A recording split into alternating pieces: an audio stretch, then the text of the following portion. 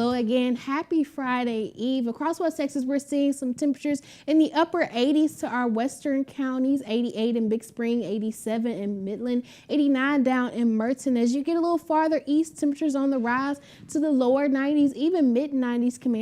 Comanche taking the top spot right now at 96 degrees, 90 degrees even here in San Angelo, 92 degrees up in Abilene.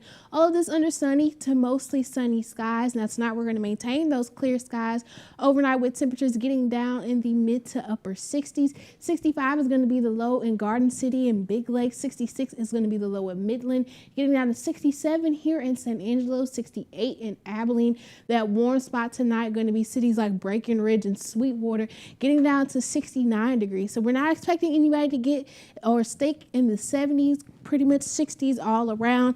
For the next couple of days, we're going to continue to see above average temperatures. So tomorrow, and then as we get into the weekend, our next cold front going to bring temperatures back down closer to average or below average. By the middle part of next week, we'll already be back above average. So we're not going to see those impacts sticking around for too long. But we've been talking about that upper level ridge that's been keeping things warm and dry across West Texas. Well, now that we have Hurricane K in the Eastern Pacific approaching the Baja coast, that's going to be weakening that ridge, allowing an upper level trough to dip into Texas. And once that trough dips into Texas, we're going to see this cold front come through on Saturday night into Sunday. Could offer a few isolated rain chances, not any mentionable rain chances though. So don't get your hopes too high about the impacts from that cold front. Now we are going to be today is 2 weeks away from the first official day of fall, 14 days exactly. And it doesn't look like we're going to be feeling that fall weather quite as soon.